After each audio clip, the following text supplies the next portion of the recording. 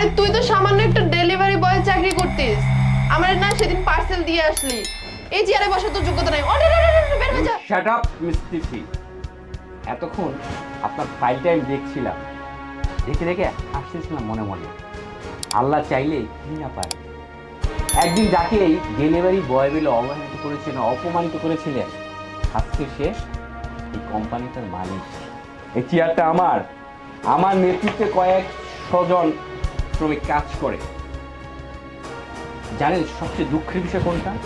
এই আপনাদের মতন কিছু নিচু মন মানসিকতার মানুষ যারা ছোট ছোট কাজ করে তাদের অপমানিত অপদস্থ করে, ছোট করে দেখে। কিন্তু আপনারা ভুলে যান যে ওই উপরওয়ালা চাইলে যে কোনো সময় যে কারো ভাগ্যের চাকা ঘুরে যেতে পারে, যেটা আমার বেলাও হয়েছে। আল্লাহ আমার উপরে দিয়েছে, আল্লাহ আমাকে, আমি প্রাউড ফিল করি।